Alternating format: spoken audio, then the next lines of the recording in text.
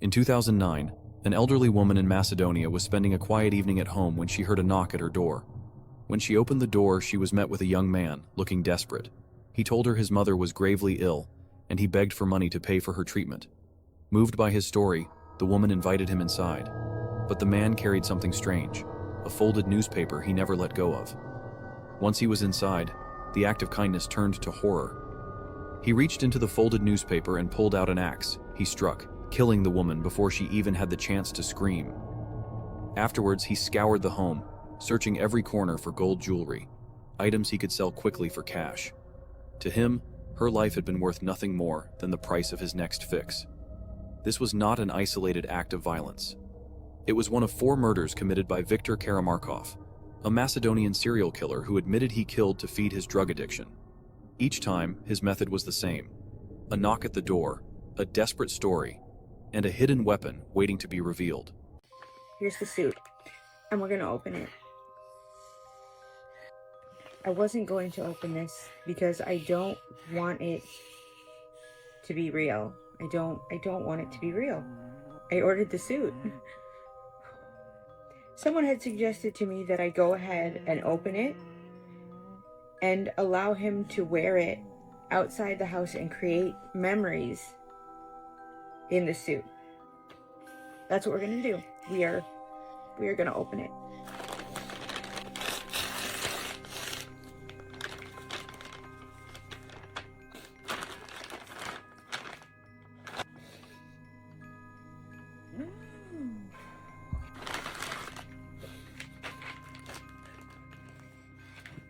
Okay.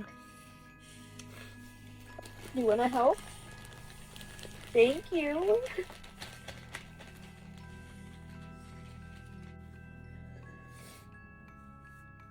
It's beautiful. We're gonna wear it until it doesn't fit anymore. We are gonna wear it and hope that he can wear it until it doesn't fit anymore.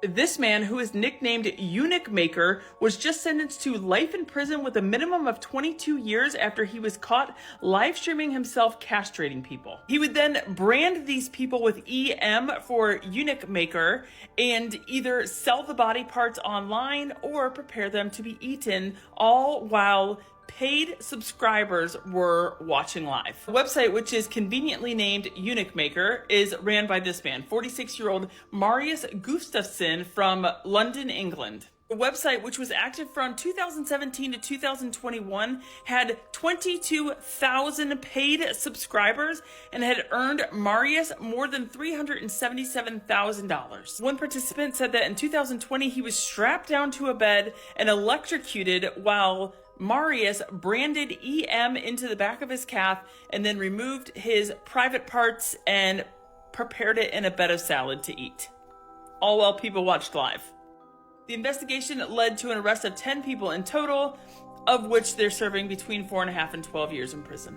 The children were forced to watch their mum get murdered and then made to clean up the crime scene so no one would ever find out. It was September 2020 in Spencer, Oklahoma City. Alicia Brown lived with her mum, Shawntae, her dad, Joshua, and the 2 siblings. The siblings were close in age and all incredibly close. They really leaned on each other. They were really good friends as well as being siblings. And from the outside looking in, they looked like a lovely family unit. It looked like they'd got everything you could ever want. But things had felt odd to Alicia. When she was just 8 years old, her mum announced that the couple were engaged, the mum and the dad. But it wasn't the happy moment that you'd probably imagine. In fact, Shawntae pulled her daughter to one side and was like, even if, for whatever reason, even though me and your dad love each other very much, if we don't stay married or something happens, I will always love you guys and always choose you guys first. It was like a weird premonition. Shawntae was the most incredible mum. There was no doubt that she meant what she said to her daughter. Those kids really were her world. She would put them before anyone else. Fast forward to 2020, these children were about to see something that no human should ever have to see. Suddenly at 2 a.m. a call came into officers and they were absolutely stunned to hear a child's voice on the other end of the line. When they heard the reason for the call,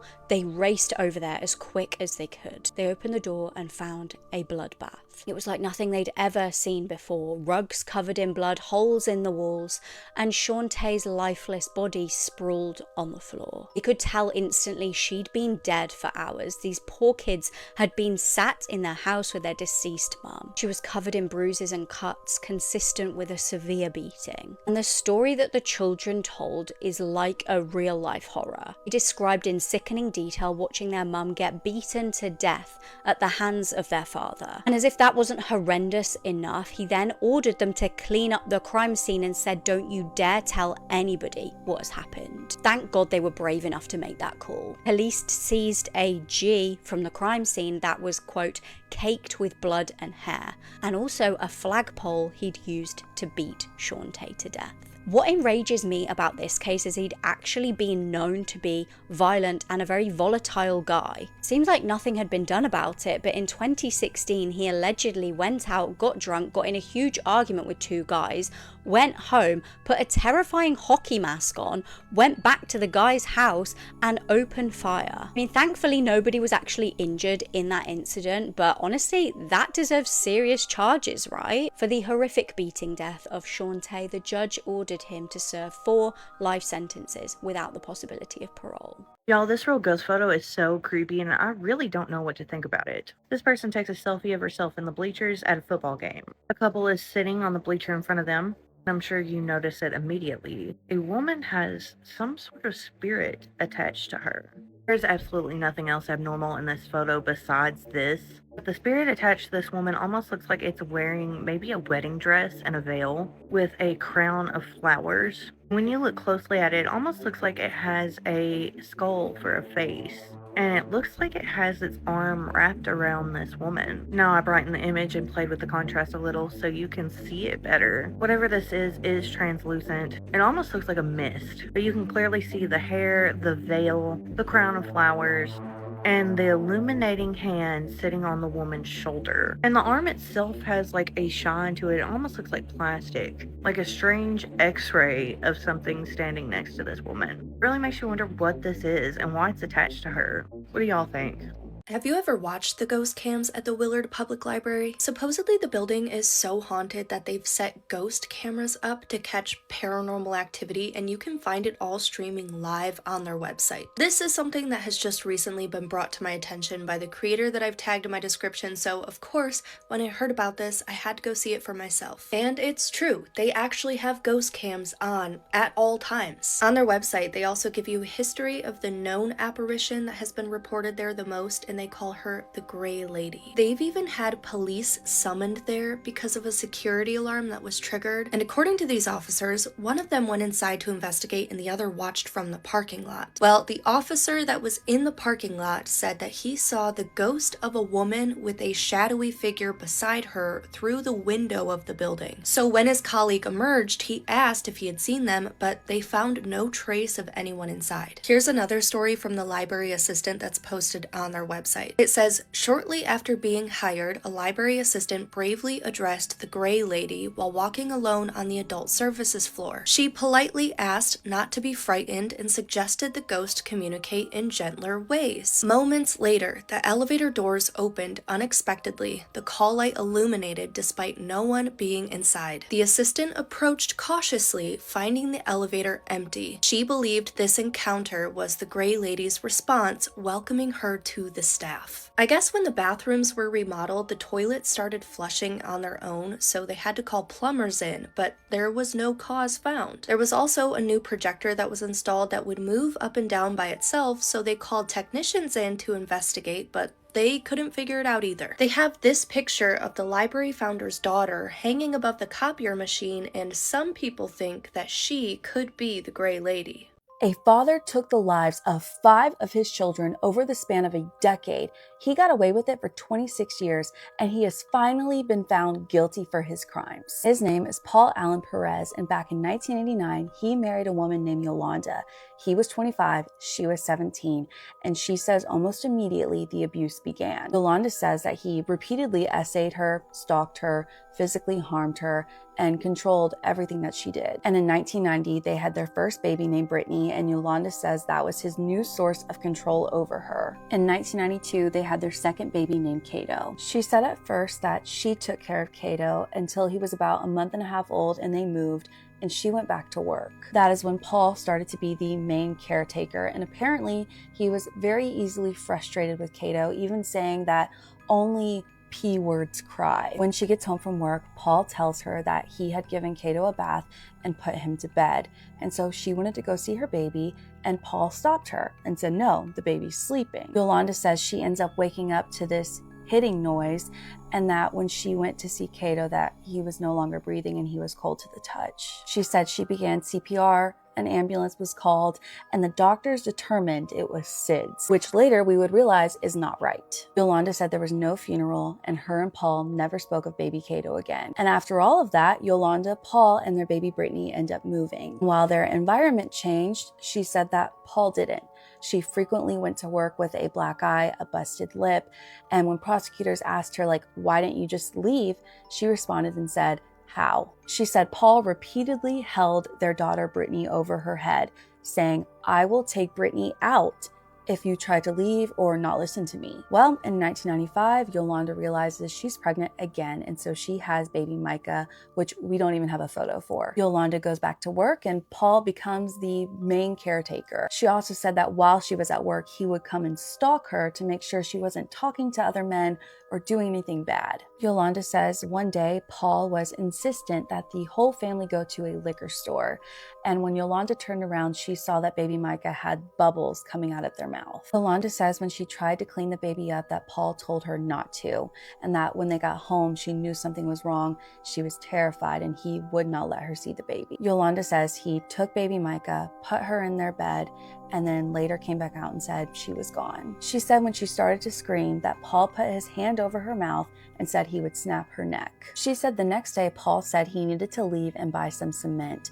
He comes back and then he's like, well, see, there she is. She was in cement in a drawer. Yolanda says after that they moved again. They put her in the trunk and they were gone. After the move, Yolanda starts to work again. They get a new apartment and she finds out she's pregnant again. Yolanda was asked, why would you get pregnant again after all of this? And she said she had no choice. She had to do it with him. So Nico was born in 1996, and she said this time she did not go back to work, but that at nighttime Nico would sleep with Paul and Brittany, their other daughter, would sleep with Yolanda in the living room. Yolanda said Paul did not like her to baby the children, and one day she was holding Nico and just dancing, and Paul snatches Nico from her and takes him away. When she later barged into the bedroom, Nico was in his car seat, and she said immediately she knew he was gone. She said she saw no injuries, but that Paul admitted he broke his arm, and they put him in the closet.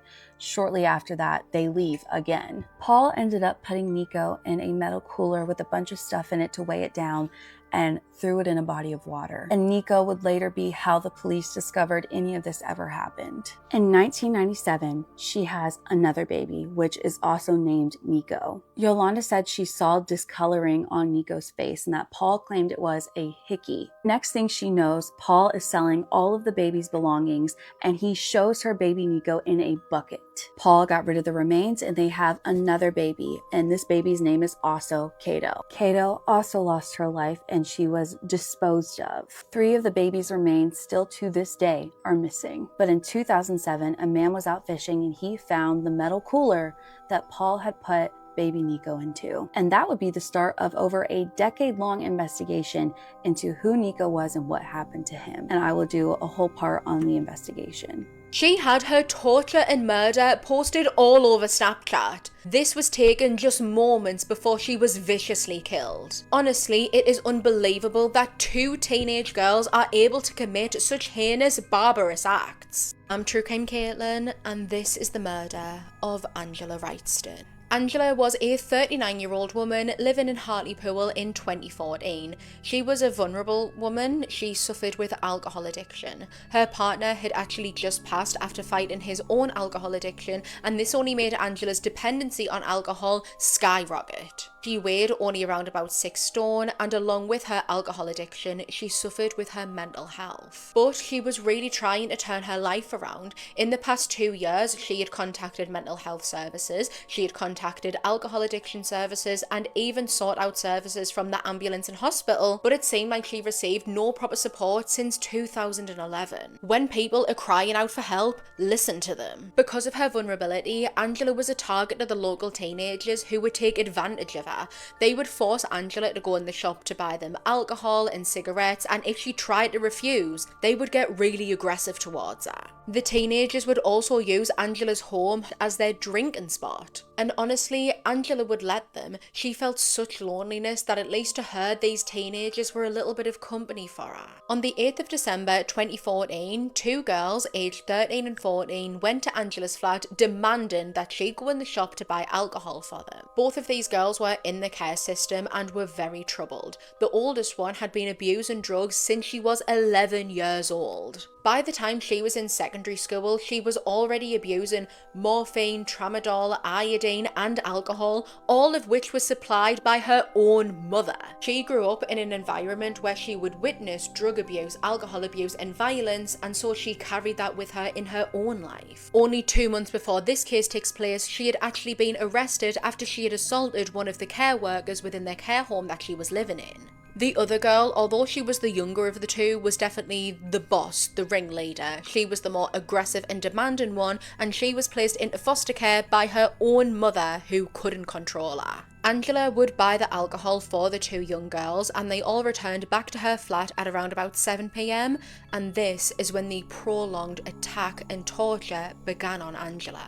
The girls began to beat Angela with various objects, including a shovel, an 18-inch stick which had screws protruding from it, a TV, and a coffee table. At around about 9 p.m, the girls paused the attack and they took pictures of Angela on Snapchat, which they posted, where you can clearly see bruises and abrasions on her face. At around about 11 p.m, 2 of Angela's own friends would turn up to her flat to see her in anticipation of having a drink with her, but when they got there, Angela was nowhere to be seen and the flat was a tip. The 2 girls hid Angela away until these people left. At 2 separate points, both of the girls would also leave the flat to go and visit different friends. However, they both arrived again, and this is when they would continue the brutal, fatal assault of Angela. At around 4 a.m, they abandoned Angela, leaving her beaten, bloody, and naked on her couch, and then just made their way back home. They actually called the police on themselves because they had rightly assumed that they had been reported missing,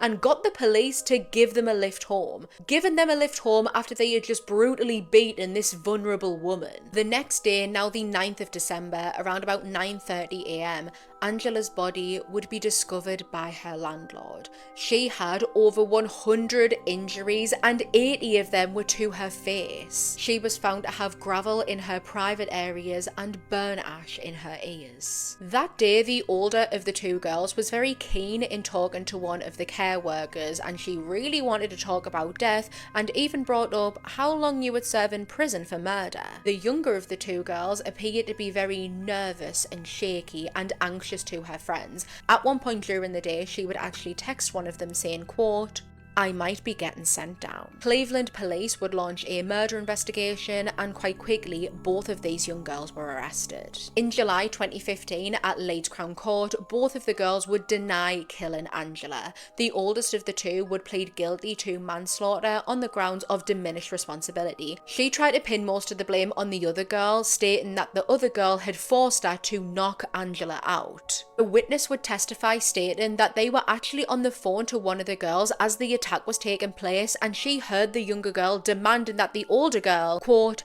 "smash her head in, brace her, fucking kill her." On the 6th of April, both of the girls would be found guilty of the murder of Angela Wrightston. They would each receive sentences of 15 years to serve, minimum.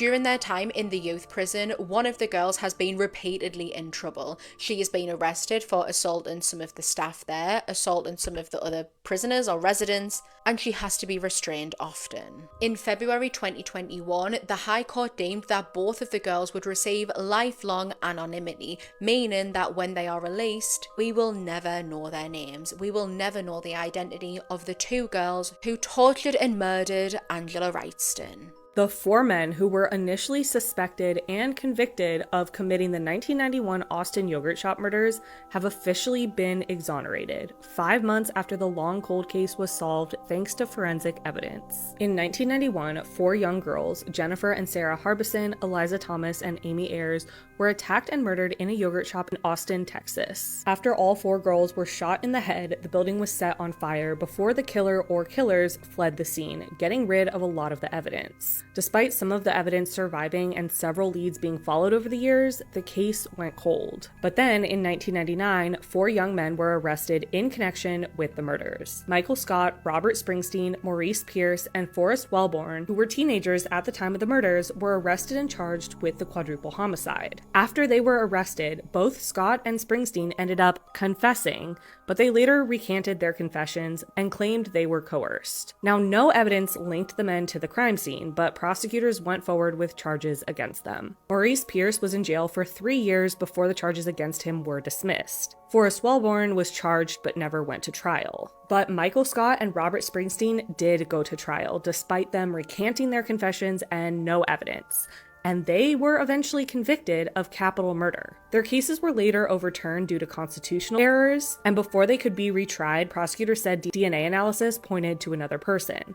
So in 2009, Scott and Springsteen were released from prison after 10 years, but they were never officially exonerated, and suspicions still surrounded them. Until now. In September 2025, Austin police announced that advanced DNA technology helped them identify Robert Eugene Brashers as the killer. This came after lead detective on the case, Daniel Jackson, who took over in 2022, resubmitted a spent .380 casing found at the scene, and it was actually found under a drain and did not burn in the fire.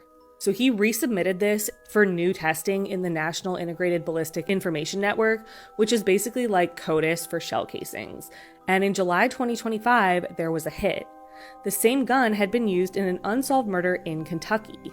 Jackson then resubmitted DNA evidence found at the crime scene for testing against multiple databases, and there was another match. The DNA belonged to a man who committed a 1990 essay and murder in Greenville, South Carolina, Robert Eugene Brashers. Brashers had served time in prison prior to the Austin yogurt shop murders for shooting a woman. He was granted parole in 1989, and it is believed he is a serial assayer and serial killer. In 1999, he was in a standoff with police and ended up taking his own life, so he was never charged with any other assaults or murders.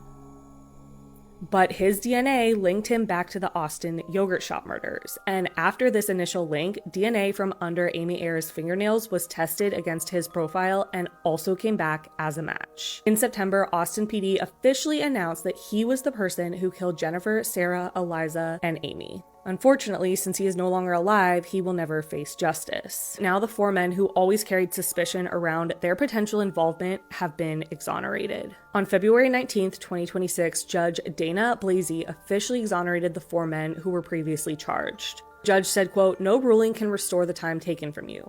No judgment can fully remedy the burden that you have carried, but the court can, and does, state without qualification or hesitation that you are cleared and that your innocence is affirmed." Unfortunately, Maurice Pierce died in 2010 before he could officially be exonerated. His wife said in court last week, quote, "Maurice never deserved any of this. He deserved life, dignity, and justice. He deserved his innocence. I am truly sorry this horrific crime happened. I'm grateful the case is finally solved, but unfortunately, he did not live to see it." Michael Scott had a 3-year-old daughter when he was arrested in 1999. In court last week, he said, quote, "I lost the chance to build a life with my family. When I was finally released, the relationship I once had with my wife just wasn't there. That ultimately led to our divorce. For decades, I have carried the burden of wrongful eviction. Every day, I have carried the weight of a crime that I did not commit. No court ruling can return the years and love that were taken from me, but it can acknowledge the truth." Robert Springsteen said that his life turned into chaos and uncertainty when he was arrested. He said, quote, "After being released in 2009, I have been persecuted every single day, being seen as a monster for something I did not do. I have suffered 27 years of persecution, repeated harassment, and trying to exist and survive in this world. 10 of those 27 years being in prison on death row, kept in solitary confinement with only 1 hour a day to be out of my cell. Forrest Wellborn said in a statement read by his attorney that he, quote, lost the opportunity to have a relationship or start a family of his own. He said it's been hard to maintain jobs and a social life, and said he's experienced homelessness. But now the men have been officially exonerated, and this declaration of exoneration clears the way for them to file wrongful incarceration lawsuits, and it's unclear yet if they will do so. After the exoneration hearing, Amy Ayers' parents spoke out, saying in a statement through their attorney they were grateful to the Austin PD and Texas Attorney General's office for solving the case. They said, quote, the Ayers family never wanted anyone to be wrongfully convicted for the murder of their precious daughter. So while these four never fully got proper justice, at least their case has finally been solved, and there will be no more contention about if somebody was responsible and is still out there. That, of course, does not take away what happened.